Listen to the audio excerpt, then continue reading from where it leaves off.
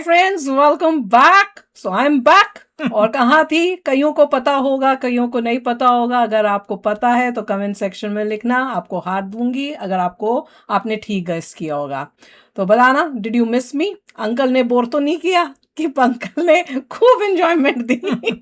वो भी comment section में लिखना। तो चलो शुरू करते हैं। अभी जो हम वीडियो देखेंगे वो अंकल ने मेरे ख्याल से आधी देखी थी और उनको बहुत ही बढ़िया लगी थी और वो मुझे खास बोल रहे थे कि इसका तो दूसरा पार्ट भी देखना है। तो लकीली मैं भी वापस आ गई हूँ। तो अब देखेंगे शुरू से लेके एंड तक मेरे साथ भी, क्योंकि मैंने नहीं देखा और मुझे भी देखना है। बीच में से देखती तो मुझे समझ नहीं आना था। तो जो वीडियो हम देख रहे हैं वो है सुमित्रा री इनकारनेशन केस। बाय गॉड, चलो देखें क्या है, मुझे कोई आइडिया नहीं है। तो वीडियो शुरू करते हैं। वीडियो शुरू करने से पहले अगर आप चैनल पर नए हो और आपने अभी तक सब्सक्राइब नहीं किया तो जल्दी से पहले सब्सक्राइब के बटन और बेल आइकन को क्लिक कर लो ताकि आपको हमारे सारे न्यू वीडियोस के नोटिफिकेशन मिल जाए जैसे हम अपलोड करें। अगर आपको वीडियो पसंद आता है प्लीज लाइक एंड शेयर। चलिए शुरू करते हैं।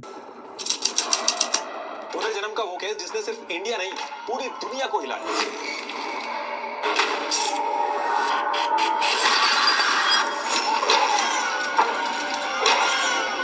ओ पॉपर दोनों हाथ उठा के हवा में ऐसे कर लिए जैसे कोई आसमान से बुला रहा हो। जोर जोर से सांस की आवाज इस तरह से आने लगी जैसे किसी का दम घुट रहा हो।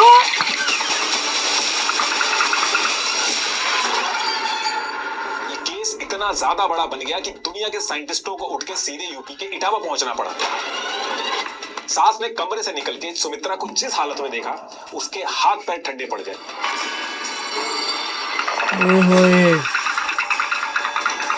सांस और नस चेक करने के बाद भी वो जिंदा कैसे हो सकती है?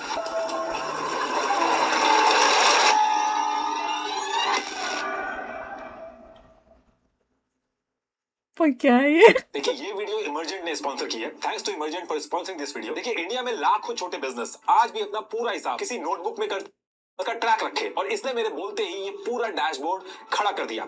एक कंप्लायंस सिस्टम रेडी है और रिमाइंडर भी खुद चला जाएगा। अगर आपको हजारों यूजर्स के लिए एक बड़ा एंटरप्राइज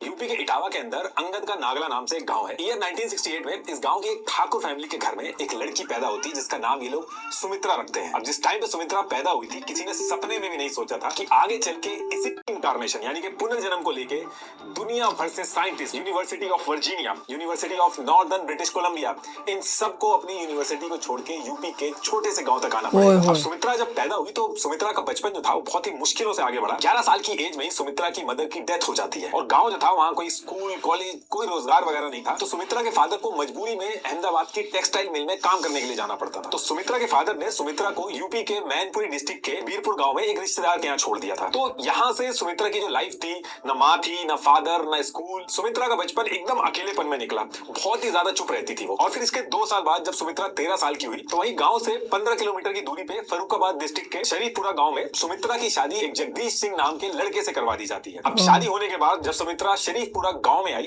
तो यहाँ भी उसके हस्बैंड जगदीश को मजबूरी में काम के लिए दिल्ली जाना पड़ता था। बस बीच बीच में घर आता था। तो शादी होने के बाद भी सुमित्रा की जो लाइफ थी वो बहुत ज्यादा अकेलेपन में रहती थी। वो चुपचाप अपने सास ससुर के साथ रहती थी। अब शादी के कुछ साल बाद दिसंबर 1984 में सुमित्रा को एक लड़का होता है और सुमित्रा बहुत खुश होती है। सुमित्रा को एक कंपनी मिल जाती है। 24 घंटे सुमित्रा बच्चे को गोद में कपड़े से बांध के हर टाइम अपने साथ रखने लगी थी। जहां भी जाती थी इस बच्चे को अपने साथ लेके जाती थी। और ये वो टाइम था जब सुमित्रा की जिंदगी थी वो थोड़ी सही होने लगी थी। लेकिन सेम टाइम पे यानी कि ईयर 1985 के स्टार्टिंग में एक ऐसी चीज होती है जिससे सुमित्रा की जिंदगी हमेशा के लिए बदल जाती है। और सिर्फ सुमित्रा ही नहीं, दुनिया भर के अंदर जो लोग रीइंकारनेशन, पुनर्जन्म के कॉन्सेप्ट पे काम कर रहे थे उनके कॉन्सेप्ट भी हिल जाते हैं। होता क्या है कि सुमित्रा जिस गांव में थी, शरीफपुरा, ये काफी पिछड़ा था और इस गांव की जो औरतें थी वो कुएं के पास जाके वहां से पानी लेके आती थी। तो ऐसे ही अप्रैल 1985 को दिन के टाइम में सुमित्रा अपने बेटे को लेके कुएं पे पानी भरने गई और पानी भर के जब वो वापस आने लगी तो अचानक से चलते चलते वो एकदम चुप होके रुक जाती है और जो पानी का बर्तन हाथ में था वो नीचे गिर जाता है और दूसरे हाथ में बच्चे की जो पकड़ होती है वो धीरे धीरे टाइट होने लगती है। एकदम स्टैचू की पोजीशन में सुमित्रा के एक हाथ में बच्चा था और दूसरा हाथ वो आसमान की तरफ कर देती है। हल्के हल्के हाथ पीछे की तरफ मुड़ जाते हैं जैसे आसमान में किसी को बुला रही है और जो दांत थे वो आपस में टकरा रहे थे, उनमें से कट कट करके आवाज आने लगती है। आंखें ऊपर चढ़ जाती हैं, सिर्फ जो सफेद हिस्सा था वही दिख रहा था और आंखें गोल गोल घूमने लगती हैं। अब जब ये चीज हुई तो अचानक से बर्तन गिरता है और साथ में जोर जोर से दांतों के कटकटाने की आवाज आने लगती है। तो आसपास की जो औरतें थी और जो गांव के लोग थे वो देखते हैं हैं तो सुमित्रा एकदम स्टैचू की तरह आसमान में एक हाथ ऊपर करके खड़ी है और दूसरे हाथ में बच्चा बहुत जोर जोर से रो रहा है। अब ये सीन देख के गांव के जो लोग थे बहुत ज्यादा डर जाते हैं, किसी की हिम्मत नहीं होती कि पास चला जाए।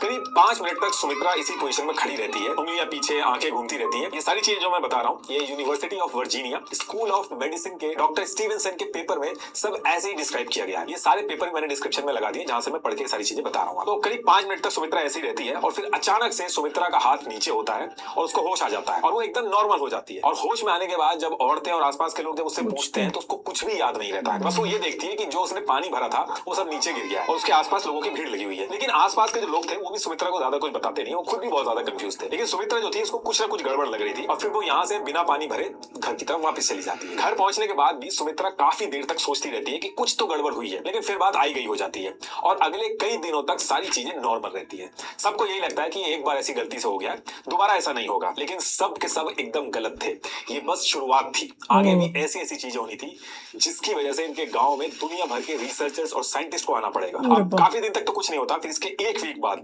सुमित्रा की जो सास थी तो वो आराम से अपने रूम में बैठी हुई थी। अब अचानक से उसको जोर जोर से सांस लेने की आवाज आने लगती है, जैसे किसी का दम घुट रहा हो उस तरीके की सांस की आवाज। और उसी सांसों के बीच में एक और आवाज आ रही थी कट कट करके, जैसे कोई अपने दांत आपस में जोर जोर से टकरा रहा हो। अब शुरू में तो सांस ने इग्नोर किया, लेकिन फिर आवाज रुकती नहीं है, बल्कि धीरे धीरे करके आवाज और बढ़ने लगती है। और फिर सांस से रुका नहीं जाता है, सांस उठ के कमरे से बाहर निकल के आंगन की तरफ देखती है कि यहाँ पे चल क्या रहा है। तो बाहर निकलते ही जो नजारा उसके सामने आता है वो देखते ही उसके हाथ पैर एकदम ठंडे पड़ जाते हैं। सामने सुमित्रा खड़ी थी एकदम स्टैचू की तरह, दोनों हाथ आसमान में थे, जोर जोर से उसके दांत टकरा रहे थे, आई रोल हो रही थी, सेम जैसे लास्ट टाइम हुआ था एग्जैक्टली वैसे ही। बस इस बार बच्चा नहीं था तो दोनों हाथ आसमान में थे, जैसे किसी को बुला रही हो आसमान से। अब ये देखते ही सास बहुत ज्यादा डर जाती है, ससुर को बुलाती है, लेकिन सुमित्रा को कुछ सुनाई नहीं आता है। सुमित्रा एग्जैक्टली उसी पोजीशन में खड़ी रहती है और फिर 2 से 3 मिनट बाद अचानक से सब बंद होता है, हाथ नीचे गिरते हैं, आंखें नॉर्मल, सांसें नॉर्मल, जैसे कुछ हुआ ही ना हो। सास ससुर हिम्मत करके सुमित्रा के पास पहुंचते हैं, लेकिन सुमित्रा को कुछ याद नहीं कि एग्जैक्टली हुआ क्या। घर में सब डर जाते हैं, पति भी पहुंच जाता है, झाड़ फूक होती है, बहुत कुछ करवाते हैं, लेकिन उसके बाद भी इस तरीके के जो एपिसोड हो रहे थे सुमित्रा के साथ वो रुकते नहीं है, बल्कि उनकी फ्रीक्वेंसी और ज्यादा बढ़ जाती है। और इस चीज की धीरे धीरे आदत भी होने लगी थी सबको। सुमित्रा एकदम से ठीक रहती थी, हंसती, काम करती, बेटे को खिलाती, और फिर अचानक से कहीं भी कभी भी, कभी खाना बनाते हुए, कभी पानी लाते हुए, ये सारी चीजें बार बार होने लगी। और एक घर वाले भी अपनी बहू के साथ एक बहुत ही अजीब सी जिंदगी जी रहे थे, एक ऐसी बहू जो कभी भी किसी भी टाइम अजीब सी चीजें करने लगी। और ये जो सारी चीजें थी, मुझे लग रहा है मेरे अंदर भी कुछ हो रहा है सुन के। अभी ये बस शुरुआत थी, असली दिक्कत शुरू होती है 16 जुलाई 1985 को। इस दिन भी बैठे बैठे अचानक से सुमित्रा के साथ सेम चीज स्टार्ट होती है, हवा में हाथ, डांट खटखटाना, आंखें घूमना, जैसे पहले भी हुआ था। लेकिन इस बार जब ये एपिसोड हुआ तो होते होते बीच में सुमित्रा ने दांत खटखटाते हुए उसी के बीच में बोला कि आज से 3 दिन बाद यानी कि 19 जुलाई 1985 को मैं मर जाऊंगी। अब जैसे ही सुमित्रा के घर वाले ये बोलते हुए सुनते हैं तो बहुत ज्यादा डर जाते हैं। और जब कुछ मिनट बाद सुमित्रा नॉर्मल होती है तो घर वाले भी सुमित्रा को बताते हैं कि तुमने बोला है कि 3 दिन बाद तुम मर जाओगी। और ये चीज सुन के जब सुमित्रा नॉर्मल होती है तो वो भी बहुत ज्यादा डर जाती है। और यहाँ से सबके सब बहुत ज्यादा कंफ्यूज हो गए थे कि अगले 3 दिन बाद आखिर होगा क्या। ओ बाप रे, मर जाएगी। अब इसके बाद अगले 2 दिन जो थे वो तो एकदम नॉर्मल रहते हैं, कुछ भी नहीं होता है। और फिर इसके बाद डेट आती है 19 जुलाई, और यही डेट सुमित्रा ने प्रेडिक्ट की थी कि इस दिन वो मर जाएगी। अब इस दिन होते ही सुमित्रा खुद बहुत डरी थी, उसने डिसाइड कर लिया था कि आज वो ऐसा कोई भी काम नहीं करेगी जिससे उसकी जान को खतरा हो, जैसे सीढ़ी चढ़ना, पानी लेना, आग से दूर रहना। जो ससुराल वाले थे वो भी आसपास रहते हैं, एक्स्ट्रा ध्यान देते हैं कि जो बोला गया कहीं वो सच ना हो जाए। अब धीरे धीरे करके पूरा दिन निकल जाता है और अब घर वाले भी थोड़ा रिलैक्स हो जाते हैं कि चलो अब आधे से ज्यादा दिन तो निकल गया है, शायद जो बोला वो सच नहीं होगा। अब इसके थोड़ी देर बाद सुमित्रा की एक फ्रेंड थी, उसके घर के बाहर से निकल रही थी, तो सुमित्रा की नजर उस पर पड़ी तो वो भी बाहर जाके उससे नॉर्मली बात करने लगी। अब सुमित्रा और उसकी दोस्त जब नॉर्मली बात कर रहे थे आपस में, तो बात करते करते सर पे कुछ गिरा, अचानक से सुमित्रा चुप हो जाती है और एकदम से कोई भी जवाब देना बंद कर देती है। और ये देखते ही उसकी जो दोस्त थी वो बहुत ज्यादा परेशान हो जाती है। अब इसके बाद धीरे धीरे करके सुमित्रा का जो चेहरा था वो एकदम से सफेद पड़ने लगता है, जैसे पूरी बॉडी से किसी ने खून निकाल दिया। अब ये देखते ही उसकी जो दोस्त थी वो बहुत जोर से चीखने लगती है। घर वाले जो थे वो भी बाहर आ जाते हैं, तो घर के आसपास भी भीड़ इकट्ठी हो जाती है। कोई सुमित्रा की नाक के पास हाथ रख रहा था तो सांस नहीं चल रही थी, कोई नब्ज पकड़ रहा था तो नब्ज नहीं मिल रही। और यहीं से जितने लोग आसपास खड़े थे उनको एक बात समझ में आ गई कि सुमित्रा ने 3 दिन पहले जो बोला था वो सच हो गया है, यानी कि सुमित्रा मर चुकी है। पूरे घर में सब चीखने लगे। जिसने आसपास सुना कि सुमित्रा ने जो बोला था वो सच हो गया, वो सब डर गए। सब ने अपने बच्चों को घर में करके उनको बाहर निकलने से मना कर दिया कि कहीं उल्टा कुछ ना हो जाए उनके साथ। इसके बाद डबल कंफर्म करने के लिए एक वैद्य को बुलाया गया। उसने आते ही सुमित्रा की बॉडी को देखा और डेड डिक्लेयर कर दिया। गांव बहुत ज्यादा पिछड़ा था, ना कोई बिजली, ना कोई स्कूल, यहाँ तक कि कोई शमशान तक नहीं था। लोग ऐसे खुले में संस्कार कर देते थे। अब इसके बाद पंडित आता और पंडित ने आते ही कहा कि बहुत ही अलग चीज हुई है, बॉडी को ज्यादा देर तक ऐसे रखना सही नहीं है, इसका संस्कार जल्दी करना होगा। तो एक तरफ तो संस्कार के लिए लकड़ियां वगैरह इकट्ठी होने लगी, दूसरी तरफ रीति रिवाज पूरा पूरा करने के लिए गांव से औरतों को बुलाया गया। उन्होंने सुमित्रा की बॉडी को नहलाया, फिर ट्रेडिशन के हिसाब से बॉडी को सजाना शुरू किया। अब जैसे ही सजाना शुरू किया तो एक औरत सुमित्रा की बॉडी के जो बाल थे उसमें कंघी कर रही थी। तभी अचानक से जो औरतें आई थी घर के अंदर से बाहर की तरफ भागती हैं, जोर से चीखते चीखते। अब लोगों को समझ नहीं आता, कुछ लोग हिम्मत करके अंदर गए तो देखा कि सुमित्रा की जो बॉडी थी उसमें हल्की हल्की हलचल स्टार्ट हो गई थी, आंखें जो थी वो हिलने लगी थी। और फिर इसके बाद एक गहरी सांस लेके सुमित्रा जो मर गई थी वो उठ के बैठ जाती है। अरे वाह। और यहाँ से दो वर्जन है। एक वर्जन तो ये है कि सुमित्रा 5 मिनट के लिए मरी थी, और दूसरा वर्जन ये है कि सुमित्रा जो थी वो 45 मिनट्स के लिए मरी थी। यूनिवर्सिटी ऑफ वर्जीनिया के रिसर्च पेपर में मेंशन है कि कम से कम 5 मिनट तक सुमित्रा की सांस और नस पूरी तरीके से बंद थी। अब जब सुमित्रा बची तो घर वाले जो रो रहे थे वो अचानक से बहुत ज्यादा खुश हो जाते हैं, और गाँव वाले जो लोग थे वो भी बहुत कंफ्यूज थे कि आखिर ये हुआ क्या। अब इसके एक दिन तक तो सुमित्रा एकदम गुमसुम रहती है, और फिर अगले दिन उठ के सुमित्रा ने जो साड़ी पहनी, जो उसका स्टाइल था उससे हट के साड़ी पहनी, और जो वो पहले नॉर्मल स्लीपर्स पहनती थी उसकी जगह हील्स वाले सैंडल पहनने लगी। और फिर बात बोलती है कि मुझे अपने बच्चे रिंकू और टिंकू से मिलना है। पति और फैमिली वाले आसपास आने की कोशिश करते हैं तो उनको धक्का दे देती है। ना अपने पति को पहचाना, ना सास ससुर को, ना ही अपने बच्चे को पहचाना, और सबको दूर करके एक ही बात कहती है कि मैं कुछ किसी और की आत्मा आ गई है क्या, जिसके 2 बच्चे हैं? सुमित्रा नहीं हूँ, मेरा नाम शिवा त्रिपाठी है। मेरी शादी दिव्यापुर में हुई थी, मेरे 2 बच्चे हैं, मुझे बस उनसे मिलना है किसी भी हाल। अब शुरू में तो सुमित्रा के जो घर वाले थे वो सोचते हैं कि सदमा लगा है, इसकी वजह से मानसिक संतुलन जो है वो थोड़ा खराब हो गया, कुछ दिन में ठीक हो जाएगा। लेकिन ऐसे करते करते 3 महीने हो जाते हैं, और इन 3 महीने में सुमित्रा जो थी वो अपने आप को शिवा ही बोल रही थी, और जो सुमित्रा पढ़ी लिखी नहीं थी वो एक लेटर लिख के पोस्ट करती रहती थी। घर जो था उसमें कोई ज्यादा पढ़ा लिखा नहीं था, तो किसी ने ध्यान नहीं दिया। अब ये जो सारी चीजें चल रही थी, सुमित्रा अपने आप को शिवा कह रही है और वो मान नहीं रही है कि वो उसका बच्चा है। ये जो मुझे पता है क्या लग रहा है, जो अब वापस आई है जिसकी आत्मा, उसके साथ कुछ गड़बड़ हुई होगी, और उसने इसकी आत्मा निकाल के खुद अंदर घुसी होगी, और वो अब अपने लिए इंसाफ ले रही होगी। मुझे तो ये लग रहा है, देखते हैं। इसके जो गांव थे वहां भी पहुंचने लगी। और फिर इसके कुछ दिन बाद 20 अक्टूबर 1985 को एक आदमी सुमित्रा के गांव शरीफपुरा में आता है, और गांव में पहुंच के गांव के जो लोग थे उनसे सुमित्रा का जो केस हुआ था उसके बारे में डिस्कस करता है, और पूछता है कि सुमित्रा का घर कहाँ है। अब ये आदमी सुमित्रा के घर पहुंचता है। सुमित्रा अंदर थी और बाहर सुमित्रा का जो पति था वो मिलता है। घर पे पहुंचते ही वो आदमी कहता है कि मेरा नाम राम सिया त्रिपाठी है, मैं दिव्यापुर से आया हूँ, और मैं एक कॉलेज में लेक्चरर हूँ, और कई दिनों से मुझे आपके यहाँ से लेटर आ रहे हैं, और यहाँ की मैंने स्टोरीज भी सुनी है, इसी वजह से मैं आपसे मिलने आया हूँ। अब जब ये दोनों बात कर रहे थे तो अंदर से सुमित्रा आवाज सुन के बाहर निकलती है, और राम सिया त्रिपाठी को देखते ही उसकी तरफ दौड़ के पापा पापा कह के उसके गले लग जाती है, रोने लगती है कि मैं ही आपको लेटर भेज रही। अब राम सिया त्रिपाठी जो था वो ये सारी चीजें देख के वो भी कंफ्यूज हो जाता है कि ये लड़की को तो मैं पहचानता नहीं, है कौन। और सुमित्रा कहती है कि मैं आपकी बेटी शिवा हूँ। अब राम सिया त्रिपाठी यहाँ से कहता है कि अगर तुम मेरी बेटी शिवा हो तो मेरी कुछ चीजों का जवाब दे दो जो मेरी बेटी शिवा को ही पता। उसने सुमित्रा से कई सारी चीजें पूछी, जैसे शिवा के घर के क्या क्या नाम है।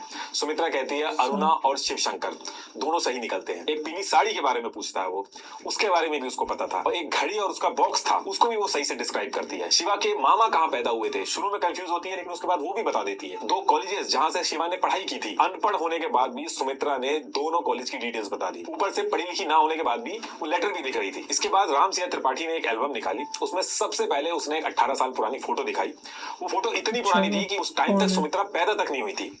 उस फोटो के अंदर 6 लोग थे। सुमित्रा एक एक करके सबको पहचानती है कि ये मम्मी है, ये दादी है, ये मैं खुद शिवा हूँ। 6 में से 6 सही पहचानती है। ऐसे बैक टू बैक 8 फोटो और निकालते हैं राम सिया त्रिपाठी, जिसमें टोटल 17 चेहरे थे। 1-2 लोगों को छोड़ के बाकी सबको पहचान लिया उसने। और फिर इसके बाद एक आखिरी फोटो आती है जिसको देख के सुमित्रा एकदम से चुप हो जाती है और बहुत ही तेज तेज सांस लेने लगती है। राम सिया त्रिपाठी उससे दोबारा पूछते हैं कि अगर तुम मेरी बेटी शिवा हो तो बताओ कि ये कौन है। और फिर बहुत बार पूछने पे सुमित्रा तेज तेज से रोते हुए कहती है कि ये मेरी ननद रामा कांति है, इसने 18 मई 1985 को मेरे सर पे ईंट मार के मुझे मार दिया था। अब ये लाइन जैसे राम सिया त्रिपाठी सुनते हैं वो सबके सामने उठ के कहते हैं कि ये सही कह रही है, ये सुमित्रा नहीं, यही मेरी बेटी शिवा है। अब ये लाइन सुनते घर वाले जो थे वो बहुत ज्यादा शॉक्ड हो जाते हैं। बात आसपास भी पहुंच गई थी तो गांव के लोग भी घर के आसपास इकट्ठा हो गए थे। पूरे गांव के चेहरे पे एक ही क्वेश्चन था कि आखिर ये शिवा है कौन। और यहीं से फिर राम सिया त्रिपाठी सारी कहानी बताना स्टार्ट करते हैं। वो बता दें कि 24 अक्टूबर 1962 को शिवा जो थी वो राम सिया त्रिपाठी के घर पैदा हुई थी। राम सिया त्रिपाठी कॉलेज के लेक्चरर थे और शिवा ने होम इकोनॉमिक्स में बीए किया था। उस टाइम पे बहुत बड़ी बात होती थी। और शिवा जब 18 साल की थी तो उसकी शादी जो थी वो फरुखाबाद के दिव्यापुर में एक छेदीलाल नाम के आदमी से कर दी गई थी। और फिर इसके बाद शिवा के 2 बच्चे हुए थे, रिंकू और टिंकू। लेकिन शादी होने के बाद से शिवा और उसके ससुराल वालों के बीच में बहुत ज्यादा झगड़े स्टार्ट हो गए थे। एक तो शिवा पूरे घर में अकेली पढ़ी लिखी थी, उसकी वजह से घर वाले थोड़ा डाउन फील करते थे। और शिवा के फादर जो थे उन्होंने दहेज कम दिया था, उसकी वजह से शिवा से वो सारे घर वाले लड़ते थे। तो ऐसे ही एक बार घर के अंदर लड़ाई चल रही थी। 18 मई मई 1985 को शिवा के जो मौसा थे ब्रिजेश पाठक, उसके ससुराल में ऐसी शिवा से मिलने आते हैं और उसी टाइम पे शिवा के घर में लड़ाई हुई। शिवा बहुत जोर जोर से रो रही थी। शिवा के जो मौसा थे वो बीच बचाव करते हैं, काफी देर तक बहस होती है और जब शिवा के मौसा चले जाते हैं तो दोबारा से लड़ाई इतनी बढ़ जाती है कि जो शिवा की ननद थी रामाकांत वो शिवा के सर पे ईंट मार देती है और उसकी वहीं पे जान चली जाती है। और उसके बाद ये लोग शिवा की बॉडी वहीं पास में पपून रेलवे स्टेशन था उसके रेलवे ट्रैक पे रख देते हैं और नेक्स्ट डे 19 मई को ससुराल वाले सबको कह देते हैं कि शिवा ने ट्रेन के आगे आके अपनी जान खुद ले ली है। देखा, मुझे शक हुआ था ना, मैंने बोला था ना कुछ ऐसा होगा, अपने इंसाफ के लिए आई होगी शायद। By God. लेकिन गांव के जो लोग थे उस बात पे यकीन नहीं कर रहे थे। उनको शक हो रहा था कि शायद ये फैमिली झूठ बोल रही है, क्योंकि कुछ लोगों ने रात में शिवा के ससुराल वालों को स्टेशन की तरफ जाते हुए देखा था और ऊपर से ट्रेन के ट्रैक पे बॉडी एज इट इज पड़ी हुई थी, कोई बॉडी का पार्ट नहीं कटा था। शिवा के मौसा ब्रिजेश पाठक ने भी नोटिस किया था कि शिवा की बॉडी पर सिर्फ सर के ऊपर एक चोट थी, बाकी पूरी बॉडी सही थी। तो इसी वजह से उसके मौसा भी ससुराल वालों को रोक रहे थे कि जब तक उसके फादर नहीं आ जाते, सिर्फ 4 घंटे की बात है, तब तक जो क्रियाक्रम है वो मत करो। लेकिन ससुराल वालों ने बिना वेट किए बॉडी को जला दिया। जब तक शिवा के फादर पहुंचे उनकी बेटी का सारा क्रियाक्रम हो चुका था और यहीं से राम सिंह त्रिपाठी और बाकी लोगों ने मिलकर पुलिस में कंप्लेन की और शिवा के जो पति ससुर सबको पुलिस उठा के गिरफ्तार कर लेती है।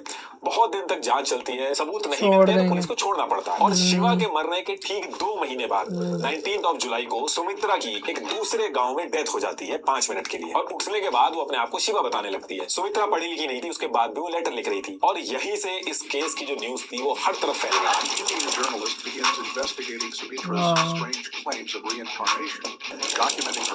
Statements and details of her alleged past life. While following the investigation, 26 अक्टूबर 1985 को द इंडियन एक्सप्रेस ने इस केस पर एक रिपोर्ट भी पब्लिश की और यहीं से इस केस के बारे में university of Virginia psychiatry department के चेयरमैन स्टीवेंसन को पता चल जाता है। इन्होंने यूनिवर्सिटी के अंदर ही डिवीजन ऑफ परसेप्चुअल स्टडी बना रखा था। ये डिपार्टमेंट 50 साल से 2500 से ज्यादा पुनर्जन्म के जो केस थे उन पे रिसर्च कर चुका था। इसके साथ सेम टाइम पे scientist Nicholas McLane University of Virginia में साइकेट्री के प्रोफेसर थे, वो भी इस केस में जुड़ जाते हैं। एक तरफ ये केस स्टीवेंसन और निकोलस के पास पहुंचता है, वहीं दूसरी तरफ इंडिया के अंदर डॉक्टर सतवंत पसरीचा जो national institute of mental health and neuro science की क्लिनिकल साइकोलॉजी डिपार्टमेंट की हेड थी, उनके पास भी पहुंचा और सारे लोग मिलके इस स्पेसिफिक केस के ऊपर लग जाते हैं। सबने एक साथ मिलके नवंबर 1985 से अक्टूबर 1987 तक सुमित्रा और शिवा के केस को दिन रात मेहनत करके इन्वेस्टिगेट किया। मुझे ये देखना है कि वापस उसकी आत्मा जाके वापस दूसरी वाली की आती है कि नहीं आती, कैसी रहेंगे, हमेशा उसी के अंदर रहेगी। इन लोगों ने इटावा, मैनपुरी, फरुखाबाद, हरदोई इन सब जगह जाके लोगों को ढूंढा। अखबारों की जो पुरानी रिपोर्ट्स थी जब ये केस हुआ वो निकाली, जो फोटो सुमित्रा ने पहचानी थी उसे भी खुद जा जाके टेस्ट किया। दोनों के घरों से टोटल 53 लोगों से इंटरव्यू लेके डिटेल्स मैच करी। सुमित्रा ने शिवा बनने के बाद जो लेटर लिखे थे उन्हें भी स्टडी किया और फिर पूरी इन्वेस्टिगेशन खत्म करके 1989 में इन्होंने अपनी पूरी report journal of scientific exploration में पब्लिश की और इसमें यह कहा कि इस केस को पोजेशन या पुनर्जन्म कहना ही सबसे ठीक होगा। देख लो।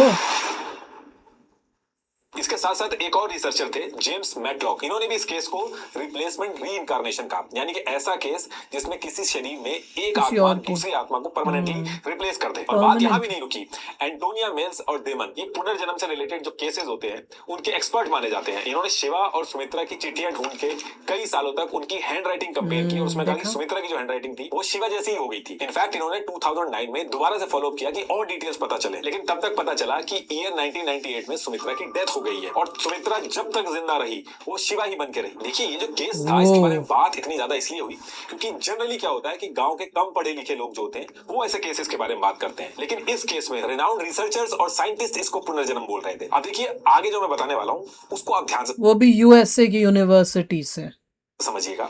साइकोलॉजी में एक कॉन्सेप्ट है प्राइमेसी इफेक्ट, मतलब कि जो फैक्ट्स पहले आ जाते हैं वही सच लगने लगते हैं और यही इस कहानी की सबसे बड़ी ताकत है। ये कहानी इसलिए फेमस हुई क्योंकि इस कहानी के फैक्ट्स साइंटिस्ट और रिसर्चर्स के फैक्ट थे जो चुपचाप आपको पुनर्जन्म के कॉन्सेप्ट की तरफ ले जाते हैं। लेकिन अगर आप थोड़ी देर रुक के इस पूरी स्टोरी को साइंस की नजर से एनालाइज करोगे तब आपको इसमें समझ में आएगा कि एक्चुअली हुआ क्या है। देखिए मेन स्ट्रीम साइंस जो है वो पुनर्जन्म को कभी एक्सेप्ट नहीं करती है क्योंकि साइंस का पहला रूल है जो चीज मेजर हो सकती है, टेस्ट हो सकती है, वही साइंस साइंस है। पुनर्जन्म के जितने भी केस आते हैं उसमें कहानी के अलावा ऐसा कुछ भी नहीं होता जिसे किसी चीज से मेजर किया जा सके। और आज की डेट तक पुनर्जन्म के जितने भी केस आए हैं वो मेन स्ट्रीम जो साइंस है उसके लेंस में दो वजह से फेल होते हैं। पहला है कंटामिनेशन, मतलब कि पुनर्जन्म का दावा करने वाले इंसान की कहानी में सिर्फ वही डिटेल्स होती हैं जो उसको पहले से पता होती हैं।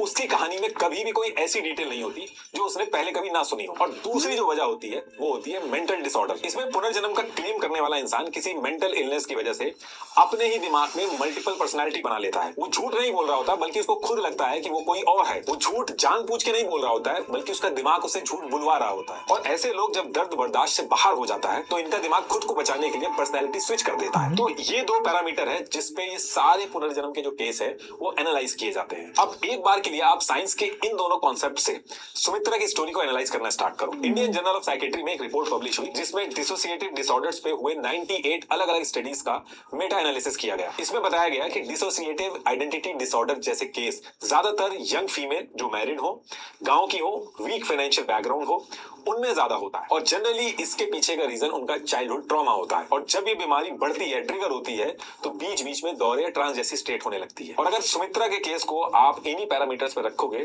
तो एक तो हैं, पर उसको तो अंदर अब वो ऐसी ऐसी बातें किसी और की बता रही है जिसको जानती भी नहीं, पढ़ाई लिखाई नहीं आती थी, उससे लिख सकती है ये क्या? सेट बैठ रहे हैं। सुमित्रा जवान थी, 16 साल की थी, शादीशुदा थी, गांव से थी, गरीब थी और बीच बीच में दौरे और ट्रांस जैसी स्टेट में भी जाने लगी थी जिसमें वो स्टैचू बन जाती थी। 5 में से 5 एग्जैक्ट मैच। और चाइल्डहुड ट्रॉमा, बचपन में ही उसकी मदर की डेथ हो गई थी, माँ बाप से दूर पूरा बचपन उसका अकेलेपन में निकला और गुमसुम रहने लगी थी। कहने का मतलब है कि अगर साइंस की नजर से देखो तो सुमित्रा मेंटल डिसऑर्डर के लिए एक परफेक्ट कैंडिडेट थी। वो हर बॉक्स को टिक कर रही थी जो एक डिसोसिएटिव डिसऑर्डर का पेशेंट टिक करता है। लेकिन यहाँ पे भी आपका क्वेश्चन ये होगा कि चलो मान लिया कि सुमित्रा मेंटली डिस्टर्ब थी जिसकी वजह से वो पर्सनैलिटी बदल लेती होगी, लेकिन सुमित्रा को नहीं, इतनी दूर रहने वाली शिवा की वही डिटेल्स तो। कहां से पता चल गई? बॉक्स और सारी डिटेल्स, बचपन और फैमिली के नाम, ये सब कहां से पता चल गए? देखिए अरे जो पढ़ी लिखी नहीं है वो लिख पा रही है और राइटिंग भी सेम है उसकी तरह ही जैसे उस दूसरी वाली की है, तो वो कैसे हो सकता है?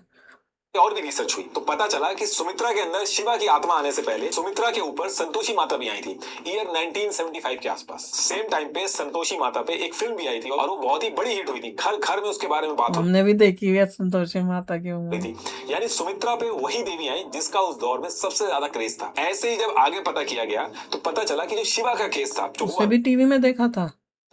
वो भी उस टाइम पे आसपास बहुत ज्यादा फेमस हो गया था। शिवा की मौत की न्यूज अखबारों में छपती थी, मर्डर का इल्जाम, पुलिस गिरफ्तारी, पूरे। पर फिर भी लिख कैसे पा रही है? जो अनपढ़ है वो कैसे लिख पा रहा है? देखते हैं। फोटोज कैसे देख पा रही है और बता पा रही है कौन कौन है उसमें? इलाके में डिस्कशन होता था। अब यहाँ पे एक पॉसिबिलिटी ये भी हो सकती है कि शायद पड़ोसी गांव की औरतों के थ्रू ये कहानी सुमित्रा के कानों तक पहुंची हो। लेकिन इस पे आप कहोगे कि उसने 18 साल पुरानी फोटो कैसे पहचान ली? वही। तो देखिए, जब भी हम पहले से ही किसी चीज पे यकीन कर चुके होते हैं तो हमारा दिमाग एक अजीब सा खेल खेलता है। वो सिर्फ वही चीजें याद रखता है जो हमारे यकीन को सही साबित करती है। जो चीजें हमारे यकीन को गलत साबित करती है उन्हें हम चुपचाप भुला देते हैं। साइकोलॉजी में इसको कंफर्मेशन बायस बोलते हैं। सुमित्रा ने पहली बार में शिवा की मामा को नहीं पहचाना था। फोटो में कई ऐसे लोग भी थे जिनको सुमित्रा नहीं पहचान पाई थी, लेकिन इस बारे में किसी ने डिस्कशन नहीं किया। गांव के लोगों ने बात हमेशा उन चीजों की जिन्हें सुमित्रा ने पहचान लिया। गलत जवाब भुला दिए गए, सही जवाब याद रखे गए और धीरे धीरे एक अधूरी कहानी कंफर्मेशन बायस की वजह से परफेक्ट कहानी बनती चली गई। और ये जो सुमित्रा का पुनर्जन्म का जो पूरा केस था, इसके लिए रिसर्चर्स और साइंटिस्ट जो थे वो नवंबर 1985 को पहुंचे थे और राम सिंह त्रिपाठी जो थे वो फोटो एल्बम लेके 20 अक्टूबर को गांव पहुंचे थे। कहने का मतलब है कि साइंटिस्ट और रिसर्चर्स के आने के पहले ही सुमित्रा और शिवा का जो परिवार था, जो गांव वाले थे, सब एक दूसरे से मिल चुके थे। और ये सारे लोग वो थे जो इस केस से पहले ही पुनर्जन्म में विश्वास रखते थे। जब ये सारी चीजें हो चुकी थी उसके बाद रिसर्चर्स और साइंटिस्ट कर ने सकते हैं? मिल इंटरव्यूज, चुके हैं। इंफॉर्मेशन, सबूत इकट्ठा करके अपनी रिपोर्ट बनाई। ऊपर से स्टीवेंसन ने इन्वेस्टिगेशन के लिए जिन ट्रांसलेटर्स का यूज किया वो खुद सेम कल्चर से थे, वो भी पुनर्जन्म की तरफ बायस थे। अमेरिकन फिलोसोफर रॉबर्ट टॉड जो थे, इन्होंने कहा कि इस केस में स्टीवेंसन जो थे उन्होंने जो मेथड यूज किया उस मेथड से पुनर्जन्म का जो केस था वो कभी गलत साबित नहीं हो सकता। क्योंकि स्टीवेंसन को जब भी पुनर्जन्म की कहानी मिलती थी वो उनको कंफर्म करने की कोशिश करते थे और जो केस कंफर्म नहीं होते थे कंफर्म मतलब उल्टा डिस्प्रूव करने की Correct, जगह उसको prove। प्रूव करने में लगे हुए हैं। वो पुनर्जन्म पुनर्जन्म के खिलाफ सबूत नहीं बनता था,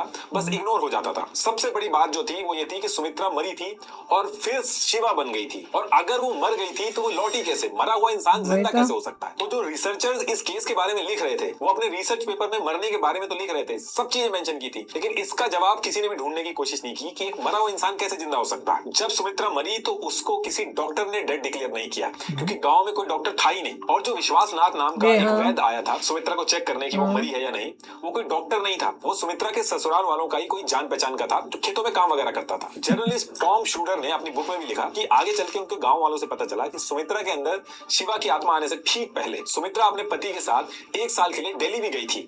इसके साथ उसने अपने कजन के पास जाके रामायण भी पढ़ना सीखा और कुछ लेटर भी लिखने सीखे थे, तो शायद वहीं से उसने लेटर भी लिखना सीख लिया हो। देखिए ये कहानी जब मेरे सामने आई, राइटिंग सेम कैसे हो सकती है? तो 1 मिनट के लिए मेरे दिमाग में भी क्वेश्चन उठा कि ये रिसर्चर्स जो हैं ये पुनर्जन्म की कहानी को बैक कैसे कर रहे हैं। लेकिन फिर इन साइंटिस्ट की सारी रिसर्च वगैरह पढ़ के सब चीजों को एनालाइज करके कई लेयर में जब इस स्टोरी को देख के समझा तो एक ही चीज समझ में आई कि पुनर्जन्म असल में एक कॉम्प्लेक्स प्रॉब्लम से बना हुआ एक कॉन्सेप्ट है। चाइल्डहुड ट्रॉमा, आइसोलेशन, एस्केप ढूंढना, ये सब चीजें मिलकर कभी कभी इंसान पे इम्पैक्ट डालती हैं और कई केसेस में एक नई पर्सनैलिटी लेने के लिए मजबूर भी कर देती हैं। लेकिन इंडिया के कई गाँव में, इनफैक्ट शहर में भी कई एरियाज ऐसे हैं जहाँ हम ऐसी चीजों पर भरोसा कर लेते हैं जिनका कोई भी साइंटिफिक बेसिस नहीं है। इसलिए जरूरी है कि जब भी ऐसा कोई केस हमारे सामने आए तो हम चीजों की लेयर निकालें, जड़ तक जाएं, ना कि आंख बंद करके भरोसा करें। भाई मुझे नहीं समझ में आया कि ये वाकई में उसके अंदर नहीं। था कोई स्प्लिट गई है? पर्सनालिटी थी। नहीं, पर फिर इनके हिसाब से साइंस के हिसाब से स्प्लिट पर्सनालिटी है। और बंदी जो है क्योंकि दिल्ली गई थी, वहाँ से पढ़ना लिखना हो गया, तो काफ़ी हद तक जो है लोगों को लग रहा था हाँ जी मैच करती है। ये लोगों राइटिंग का कैसे सेम अंधविश्वास हो था। रही है? जो बातें सही थी उनको हाईलाइट किया, जो गलत थी उनको हटा दिया गया। अगर कोई एक्चुअली देखता कि रीइंकार्नेशन को प्रूव हाँ करना चाहते हैं तो हाँ कर दोगे, मगर एक्चुअली अगर जाए तो नजर आएगा शी कुड नॉट प्रूव। तो क्वेश्चन यही था कि साइंस के हिसाब से नहीं नहीं है। प्रूव कर पाए। और मेरे को तो लगता है हो सकता और है। मैंने अपने वीडियो में भी कहा था अभी तक जितनी भी रिसर्च हुई है उसमें एक बार भी कॉन्क्रीटली प्रूव नहीं कर पाए। उनको नजर आ रहा है कोई pattern, something is there, but they have not been able to concretely prove कि हो रहा है। उनको ये है कि कई चीज़ें अनएक्सप्लेन्ड है, वी डोंट नो। बच्चे पैदा हुए जिनको कुछ याद है, how do you explain it? मगर और कुछ कोई थोड़े से बड़े बच्चे हो जाते हैं, 3rd 4th क्लास में होते हैं, भूल जाते हैं सारा। सो स्टार्टिंग में कुछ याद आता है फिर भूल जाता है, ऐसे कुछ कुछ है, but they have never been able to prove it. वो तो है, मैं वही बोलने वाली थी कि चाहे आपको मतलब आप जितने भी केसेस देखते हो उसमें कोई ठोस सबूत प्रूफ नहीं मिलता, पर फिर भी मेरे को मतलब मैं जब सोचती हूँ मुझे उस प्रूफ ना होने के बाद भी लगता है कि ये पॉसिबल है, हो सकता है। मतलब ऐसा नहीं होता कि लगे कि नहीं नहीं, क्योंकि इतने देखो पूरे सालों, इतनी जिंदगी, इतने मिलियंस एंड बिलियंस ऑफ साल से कोई प्रूव नहीं कर पाया, कुछ नहीं सबूत है, तो ये तो है ही नहीं। फिर भी मन यही कहता है ये हो सकता है, ये होता होगा, हो रहा है, बस हमें नहीं पता। क्योंकि जब लाइफ, डेथ और ये सब ऐसी चीजें बनी हुई हैं तो ये भी है। कल परसों मैं ये भी सोच रही थी सोते टाइम कि देखो जिसने भी ये पूरी दुनिया बनाई है वो इंसान कितना, मतलब उसने कितना दिमाग या उसमें इतना वो था कि उसने ये भी सोचा था कि मैं रात और दिन बनाऊंगा और रात को लोग जो है सोएंगे क्योंकि तब क्वाइट होगा, अंधेरा होगा, बंदा रिलैक्स होता है। रात के टाइम मैं सोच रही थी कि भैया ये बनाने वाले ने ऐसा भी बनाया कि बॉडी को मैं ये इंसान बना रहा हूँ, इंसान को रेस्ट करने का टाइम मिलेगा, वो सोने का टाइम होगा भी रात, वो अर्थ ऐसे रोटेट होगी जो डार्क होगी। साइंस के हिसाब से आपको रोटेट ही करना पड़ेगा, अदरवाइज ये ओवरहीट होके मर जाएगी। जो भी है तो यूनिवर्स के साइंस के हिसाब से टोटली वही है कि रोटेशन से क्रिएट हो रहा है। somebody has made all this, और कोई है ऐसी बड़ी पावर, और ये सब जो है ये सब साइंस के possible हिसाब है। से मेरे को तो it यही is just लगता है। science। अब आप बताओ, दोनों के अलग व्यू पॉइंट्स हैं भाई। मैं तो बहुत अब मानने लगी हूँ there is a higher being and ऐसी चीजें होती हैं, और ये ऐसी चीजें जो है वो प्रूफ नहीं कर पा रहे हम अभी तक। तो आप बताना आपको क्या लगता है। तो मिलते हैं नेक्स्ट वीडियो में बहुत ही जल्द। Till then take care and bye bye.